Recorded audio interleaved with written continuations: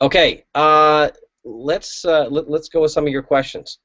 Here's a question from Scott Kelly via Twitter. He asks, "How should one combat apathy within a young adult training setting?" Okay, I actually think this is one of the more difficult challenges that we face, is the apathy within our kids. And I get the chance to speak to a lot of teenagers around the country, and oftentimes within the first 10 minutes of speaking to a group, I can tell whether or not there's kind of an apathetic kind of atmosphere, or these kids are apathetic, and that is a really difficult situation. So I got a couple suggestions, but that's one of the toughest things to deal with, is the apathy, is how to make students care.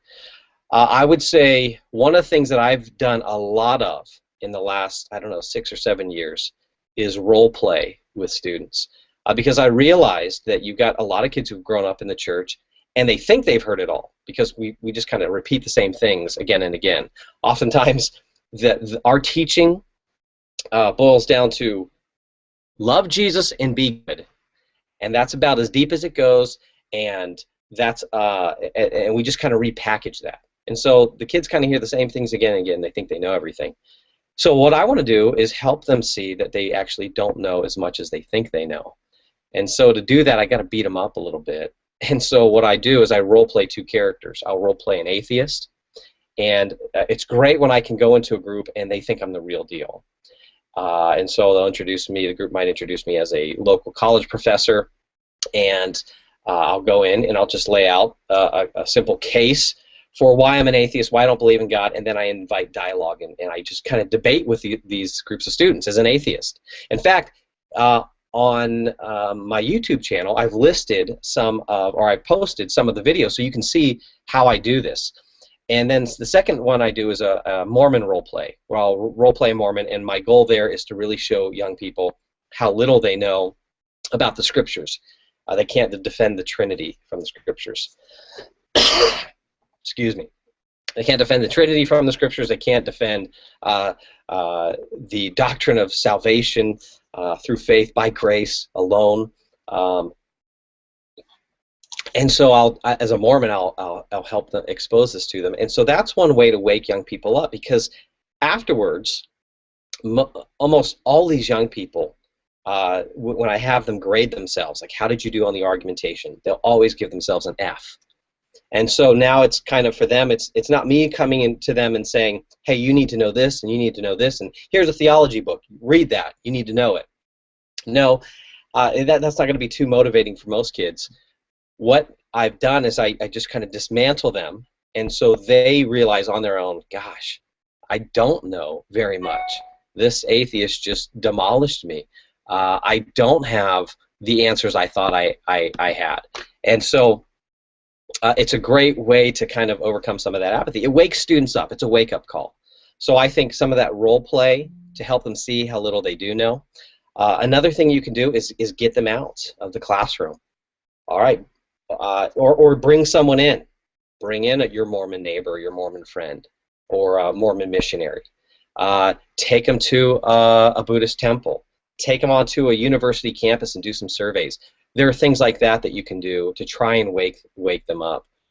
I think one of the best ways is getting them out of the classroom, because you can't just sit there and talk at them. They need to discover for themselves how little they do know. So, those are some of the best ways to deal with apathy.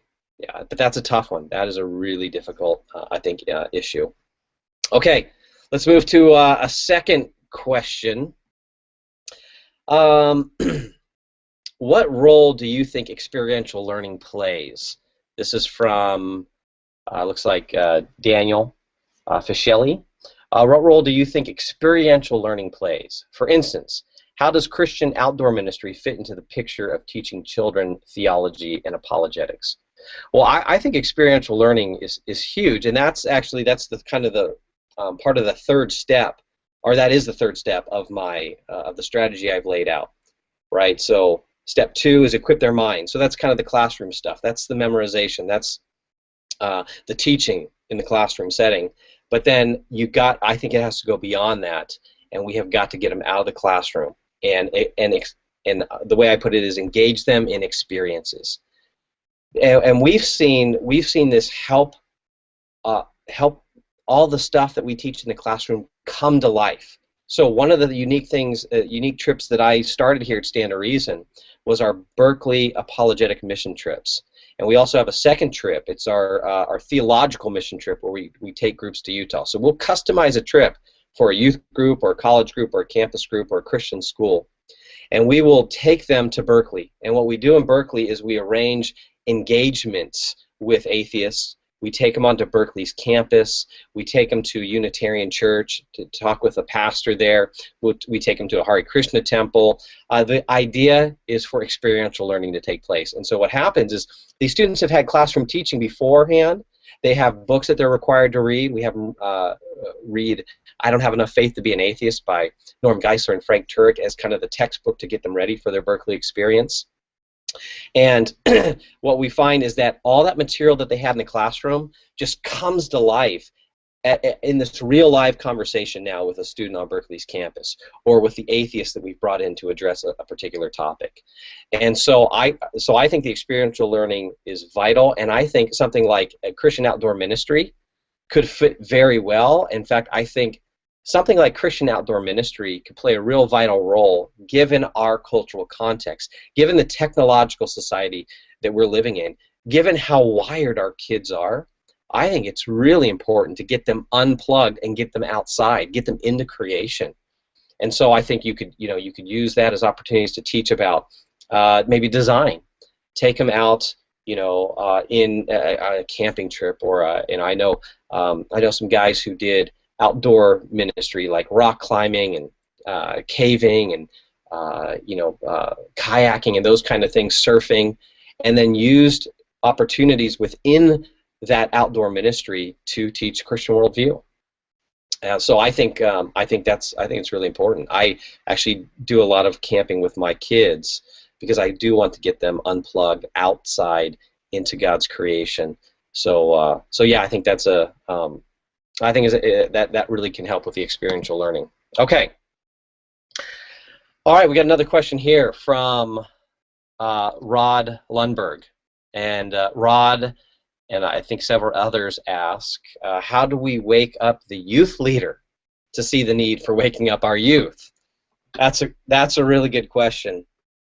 It's difficult when you don't have kind of the gatekeeper, the youth pastor, the youth leader, or the pastor, the senior pastor, if they don't see this as a huge need. So what can you do there?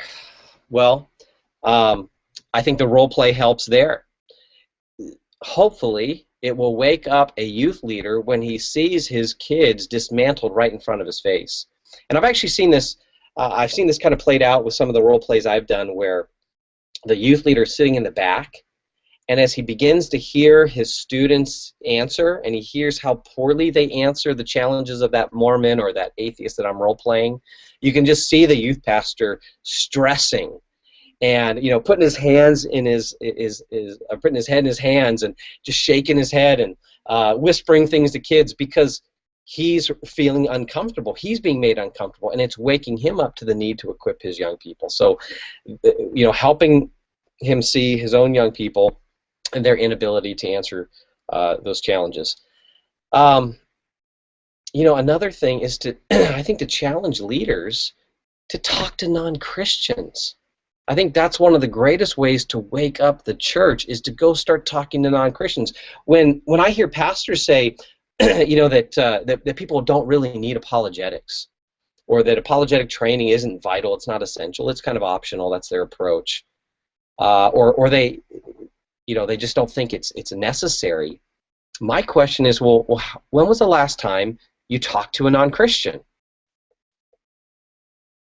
How many non-Christians are you talking to? Or if you're a youth pastor, how much of your time is spent only talking and engaging with Christians? I mean, the central mission of the church is to proclaim the gospel, the good news, to a lost and dying world. And so I think another way we can wake up our youth leaders, our pastors, is to really challenge them to start talking to non-Christians and get out there and be missional, right? That's the buzzword, be missional. Well, that requires you engage with unbelievers. And so I think that's another way. You could point them to the data. In fact, I wrote a blog post on Tuesday where I linked to a blog post that J. Warner Wallace wrote, where he just lists all the research that's been done. And I know there's disputes over, you know, how many young people are we losing or that kind of thing. But what he just does is says, look, okay, you interpret all this, but here are all of the studies that suggest we're losing kids out of the church, and of course you got to look at their attendance and their commitment levels and all that. Excuse me. In dealing with, you know, those studies and those stats, the point is, hey, we all can just simply probably point to young people in our churches who we've lost, who they leave our youth group and they're gone. They're out of the church. Some of it's our own kids. Maybe have your youth leader have them do, for a couple years, track what happens to a kid once they graduate from our youth ministry. Okay, let's track them, and let's do our best to figure out, are they staying plugged in? Are they plugging into a campus group when they're at college? Are they getting involved in a local church? Or how many just totally unplug?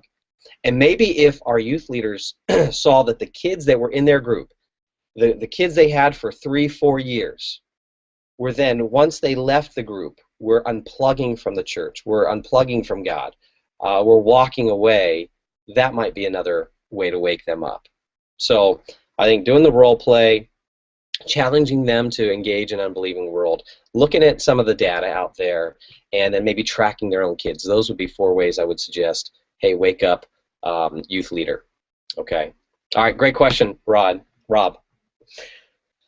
Sorry about the cough. I've been struggling with a little bit of a cold this week, so okay. All right, this is a good question from Adam Kruger. Do you incorporate some of the classic games seen in youth groups, or do you focus on training when you're in the classroom? If you stick to training, how do you keep them engaged? That's a good question. I've actually thought a lot about that. I think this past year is, should we even do games? Because a lot of youth groups have that kind of similar format where we start maybe, you know, your Sunday morning program or your Wednesday night program. It's a kind of a welcome. Maybe the band does a song or two. Someone gets up and does some game or icebreaker. There's announcements. The band sings a couple more songs, and maybe there's, you know, 20-30 minutes of teaching, band, and conclusion or something like that. So those games, I'm guessing, you know, classic games like, well, what were some of the classic games we played? Chubby Bunny. I don't know if people are still doing that one. I think I've heard people doing that one. Although I think in our society where we're, you know, litigating everything, and maybe that one is not being played as much, because I've heard of people, I think, joking on that game. But those kind of games, icebreakers. Okay. So here's my thoughts on that. I wouldn't say that it's necessary that we have to eliminate that. I think there's certainly space for us to laugh and have fun together. I'm just not sure that I would take the time out of the limited amount of time I have to train them to do those kind of things. So now, as a youth pastor, did I do games? Yeah, absolutely. I think if I would go back, I might change that. I might focus really on serious training. I think if I went back, I'd focus much more on serious training. As a youth pastor, I'm sympathetic to youth pastors because I think here, you know, I kind of hear this in the question, is how do you keep them engaged? Well, there's a challenge to keep them engaged, but then there's also outside pressure on the youth leader, youth pastor, to have numbers. In fact, there's that pressure on a lot of church leaders, is numbers equals success in a lot of people's eyes. And certainly, I mean, all things being equal, I would want more people at my church than not, right, to influence most people. But I think we got to be careful on whether or not numbers actually equal success. And so here would be my question. When it comes to our end goal, would we rather have 20 or 25 really committed followers of Jesus Christ who are teenagers, teen followers of Christ who are really committed, would we be more satisfied with that, 25, 20, 15, whatever it might be? Or would we be more satisfied with seeing 100 attenders or 150 attenders who, maybe once they're out of our, our ministry, are gone from, gone from the church. They were just there for the fun. Look, I think what we have to do is we have to, of course, we have to be living out the truth, and in that way, hopefully, it will be engaging. When students see a person completely engaged in following Christ, that should be engaging enough. When they see this lived out, so I think one of the ways to keep them engaged is get them out of the classroom.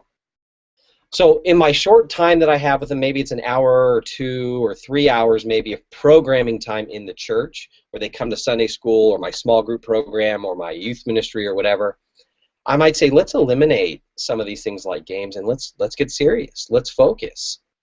And when we do get serious, are we going to lose some numbers? Yeah, we are. But I think you got to start with the end in mind. What's my end goal? Serious followers of Christ, or just big numbers, so that I can say I have a successful youth ministry? And those of us who are not youth leaders, we need to help support our youth leaders in that and encourage them. Hey, numbers don't necessarily mean success. But I think we can keep them. I still see games. If it takes games to keep them engaged, then there's a problem. Then maybe that speaks to the kind of entertainment model that we've been using for a long time. Look, here's what we find. Okay, when I take these students on the Berkeley mission trip, so they've got the training. We require that training, and then we engage them in a real life experience. What we find is those 4 or 5 or 6 days of that trip, students come to life. They're engaged. They just got beat up by an atheist, and now we're helping them to rebuild them. We're helping to show how the atheist actually didn't provide good arguments, or what have you.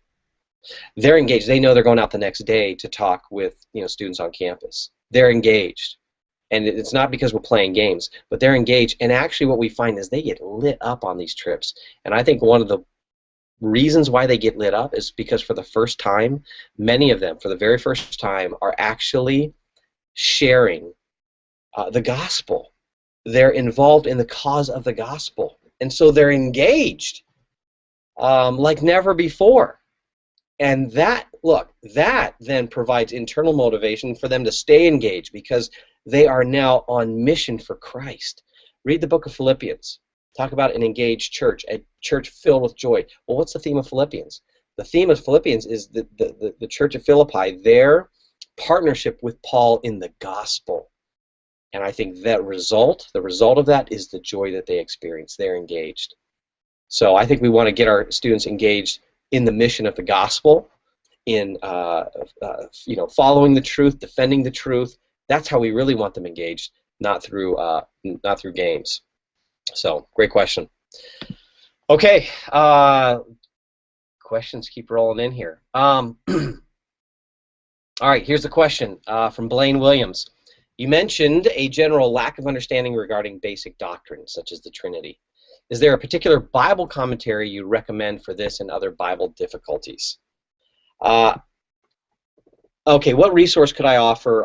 Let's just take the Trinity, for instance. I'll tell you a very good book on the Trinity that I think is readable and understandable is James White's book, The Forgotten Trinity. I think that's a very helpful book. In fact, in there he gives a kind of a one-sentence definition of the Trinity that I've kind of taken. I've added a couple words to it, but I tell students, hey, memorize this statement, and it's a one-sentence statement, a definition of the Trinity. I try to make it as concise but as accurate as possible, and so I think that book is a very helpful one on the Trinity. Now, are there other good resources on doctrine for students? There's actually not a lot out there. I mean, there's There's some books that attempt to try and make doctrine a little more accessible, so it's not your kind of your systematic theology text, but it's like maybe Paul Little's What You Believe. There's some other more recent ones. I can't think of the one. There's another one off the top of my head I can't think of, but there's not a ton out there for that. And actually, I think the best thing to do is for the leader or the teacher to just really get to know that doctrine himself, and then to come up with helpful, accessible, creative ways to then teach that to the students. It's always best when it's owned by the teacher, when the material is owned by that teacher, and then they pour it out of their heart and soul to the group. So so I'd say, yeah, at least on the Trinity, for the Forgotten Trinity. I'm trying to think if there's any other resources. I can't think of any. We'll actually post some other resources, and maybe something else will come to my mind on that one. Okay, great question from Jacob Ali. Good friend. Hey, Jacob. Good to see you tuned in, man. Jacob's doing some good work. You should check out his blog. Maybe post a link to your blog, Jacob. He's a sharp guy. Jacob says, or asks the question, what do you see as the #1 objection to Christianity that students are facing today? Yeah, I'm not sure I could hone in on simply one objection. In terms of the challenges our kids face when it comes to an objection to Christianity, I think I hear a lot of kind of the problem of evil and suffering. And of course, I think that that's been around for a long time. But I think our culture conditions our kids to seek out pleasure, right? And the opposite of pleasure is pain. And so any kind of pain and suffering is completely undesirable, and we don't want it. And when it happens to us, when bad things happen, the question is why? Why would God allow this to happen to me? Because their views of God have been shaped by this pleasure-seeking culture, and the goal of life really is to get as much pleasure you can. And what we do kind of in the church oftentimes is we just kind of baptize that in Christian language.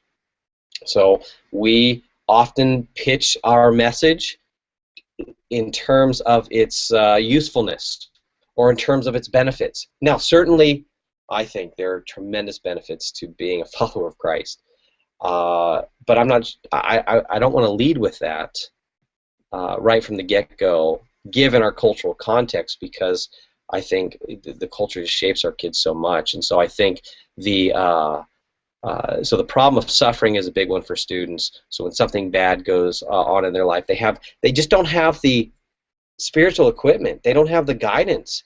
They've never been talked to about developing a theology of suffering. They don't look in the scriptures and see, hey, Christ suffered. In fact, the writer of Hebrews says that in his suffering he learned obedience. Well, if Christ learns obedience in his suffering, should we expect anything less? And so anyway, I think that's one of the big objections. You have hearing kids talk a lot about kind of the moral nature of God. That seems to be a big objection on a lot of young people's minds, particularly when it comes to hell. Hell is very objectionable.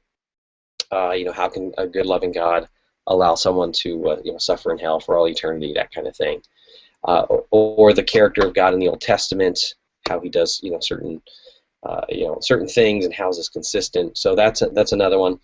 And actually, maybe this is the biggest one. If I were to hone in on one of the biggest ones, I think maybe the biggest objection has to do with sexual ethics, and it has to do with the issue of homosexuality.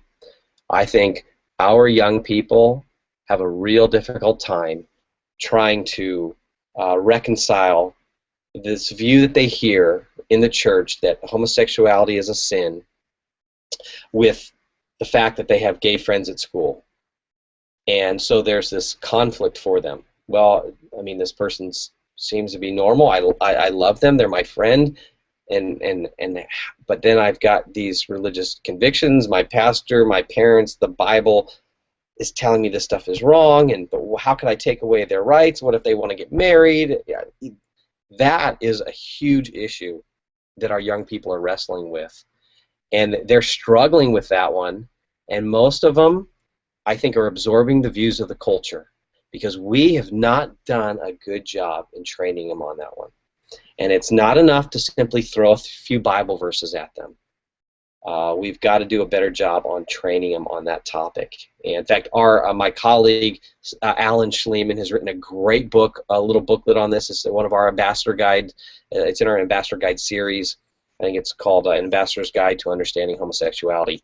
You can get that one on our website. I would say get that one and read that booklet, and then take that material and teach it to your students. That's a great talk on that one. Okay. Great question, Jacob. Okay, let me get a drink of water. Tons of questions here. Okay, where do you suggest? Okay, this is from Frank Garcia. Frank asks, where do you suggest I start? Being someone who's knowledgeable of apologetics, where do you suggest I start? Start over. Being someone whose knowledge of apologetics comes from listening to podcasts from you. That's an excellent start, Frank. I mean, you can stop and start and stop there. I'm joking. From you, Greg, and Ravi. Would really like to teach my children, but I am not extremely knowledgeable on the subject myself. Okay. Yeah, where do we start? Well, maybe a related question is, at what age do we start? I think the training of our young people starts from the beginning. Actually, it starts before our kids are even born, because it starts with us. It starts with our own development. So we have got to be growing in our own knowledge, and we've got to be growing in our own knowledge and relationship with Christ.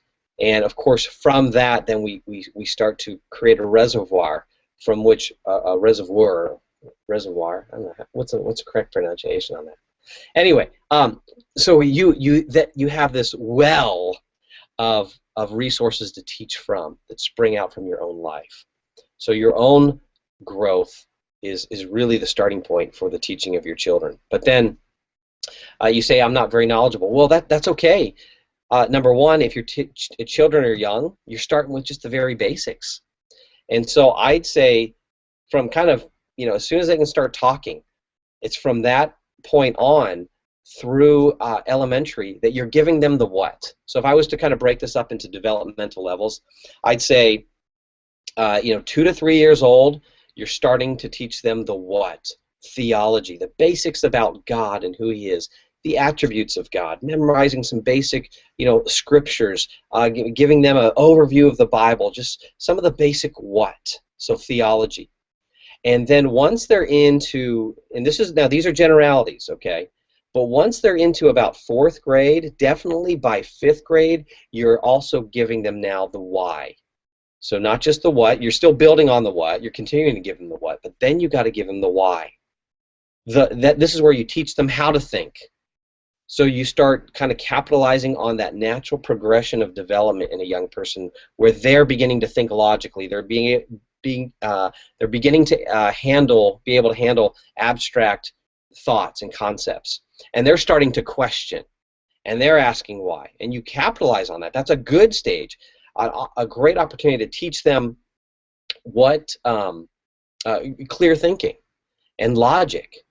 And so then you give them the what, you give them the why. Really, if by 5th grade, they've got to be, you should begin that. So they should be getting apologetics, I think, as early as 4th, 5th grade, if not earlier. There's some of that you'll be kind of seeding along, but definitely by 5th grade, for sure, you've got to start giving them some basic apologetic knowledge. And then when they get into high school, you've already laid this great foundation. So in high school, then you're still giving them the what and the why, and you're just going deeper in those things. But now you're also giving them opportunities to engage. to articulate, engage them in experiences. So this is when I'm wanting to get them out of the classroom and into real life conversations with unbelievers and start engaging the world. Okay, so so I think so if you're starting early, you don't have to know a ton. You can you just teaching some of the basics, and you can learn with your kids. Some of you might be out there and you're thinking, gosh, I have I got high schoolers and they're asking questions I can't even answer yet. That's okay. When you don't know the answer to a question that your kid asks, say 3 things, 3 words. I don't know. And we as parents and leaders have got to be okay with saying I don't know, and model some humility for your kids, but then also model for them teachability. Say I don't know, but it doesn't end there. It's not I don't know, period. Okay, see you later. It's I don't know, and guess what? Let's go find an answer together. Let's research this together. So I say, Frank, it's okay. Just start where you're at and learn with your kid. Read things with your kids. Kind of towards the end here, I'll lay out some books and resources and DVDs that maybe are places and just some real practical things that you can start with. Okay, so I'll try to spend maybe probably 5 or 10 minutes or so laying out some resources for parents and leaders. Okay, all right. Thanks, Frank, for the question. Okay, this one is seems to be a popular question. This comes from Jamie Campbell. On YouTube. Thanks, Jamie. She said, what if a parent has missed the boat and their kids are in their early 20s and they are obviously heavily influenced by the culture, mostly in the wrong ways? How do I reach them? Oh, gosh, that's a tough question. And I've talked to parents. I'll do a talk. I'll do my Who's Waiting for Your Kids talk, and inevitably I'll have parents who come up to me afterwards and they say my kid is already off to college. I wish I would have heard this 10 years ago, but they're already in college. I've lost them to the secular culture. They've denied the faith. They've become an atheist, whatever, and they're no longer walking with Christ. And so and they're just heartbroken. So gosh, this is a tough one, and you hate to hear it, but I feel for you, Jamie. If this is where your kids are at, I would say you got to take a really different approach as a parent. And some parents, some of us, we have a difficulty of making that transition from when our kids are young and kind of when we're kind of in control through the high school age to the college age of kind of transitioning and really now be kind of relating to them in different ways and more in terms of a guide and a mentor and maybe a friend, and not so much as an authoritarian parent. And obviously if they're in their early 20s, they're thinking for themselves. I think what you want to do is just take a real humble approach and be as non-defensive as possible.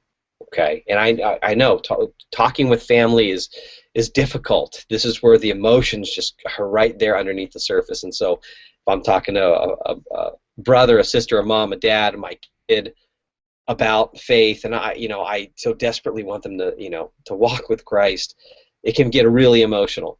And I think you've got to be very careful to keep those things in check, because you get a defensive, you get upset, and that oftentimes will just shut your kid down, because they don't, in their 20s, they don't just have to sit there and take it.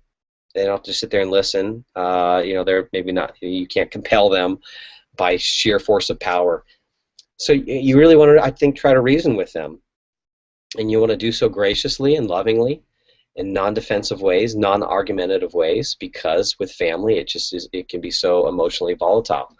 So after all that's done, I think you just simply ask your kid the 2 questions. What is it that you believe? What do you believe about God?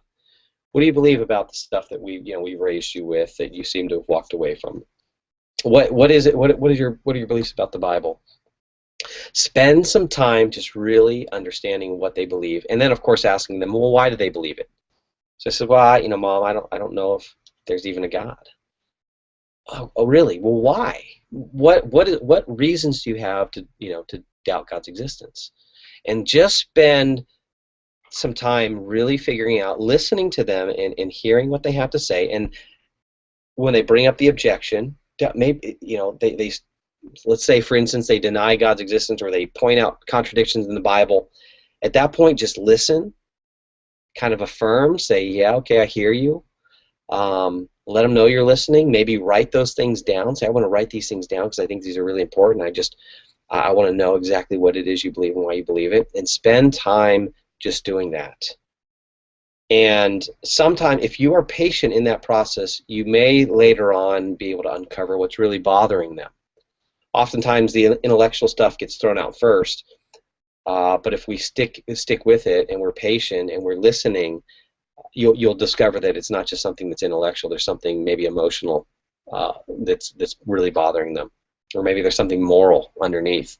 So you got to take a patient approach. Francis Schaeffer, I remember he said that if he had 1 hour with somebody, he would spend the first 55 minutes listening to them and finding out what's troubling their heart, and then he would spend the last 5 minutes sharing something of the truth. And I think that's a great approach to take in these kind of situations, is to really hear them out. And then at the end, maybe say, you know what, thanks for sharing that with me. I hope that I can be a safe place for you to share these kind of things. You know what, I'm going to think about this for a little bit. And then, do you mind, can we revisit this again? And hopefully, if you've been gracious and non-defensive and non-argumentative, that they'll give you permission to say, yeah, let's revisit it again. And eventually, hopefully, maybe they'll open up to maybe hearing some of the reasons that you might offer for whatever issue is that they're dealing with. And so I think that's maybe the approach to take with kids that are in their early 20s who are been influenced by the culture. A very slow, patient approach, a lot of love, and maybe. Of course, I don't know you, Jamie, but I'm sure there's a lot of other parents who are listening, who have experienced this kind of situation. But I think what we also have to do is we have to be open to the possibilities of how maybe we have not parented well, and how we may have hurt the cause of Christ in our own kids' life. And so maybe they saw hypocrisy in our own lives. And if they share that, gosh, that's when we really have to work hard not to be defensive, but maybe to hear that. So maybe they've got some hard things to share with us as well. That's a possibility, and it could be simply that they maybe have gone off morally. And hey, I've unshackled myself from God, from the Scripture, from all those moral guidelines, and I get to live my life however I want. And that's a difficult one. And so maybe it's a moral issue. But I don't think you're going to find that out unless you spend time really patiently listening. Okay? So I hope that helps, Jamie. Okay. Let's see. Okay, this is a good question from Todd Willard via Twitter. He says, Brett, what would you say is the most influential element in the current young person's life? I think that one's an easy one. It's parents. Parents are the #1 influence in a young person's life, and there's a number of studies that I think point to that. It's what we do as parents that has the biggest influence on our kids' lives. Parents are the #1 or the primary disciplers of their kids. That's not something we can outsource. We can certainly get help, and I think we need the body of Christ in that, but it's you and me, mom, dad, maybe it's grandparents who are in that role. We are the primary influence in our kids' lives. And so I think what they see us do, how they see us live, what they see us say and teach, all that is vital in influencing them. So parents certainly are. Yeah, there's other things that influence them, but nothing like a parent. Nothing like a parent.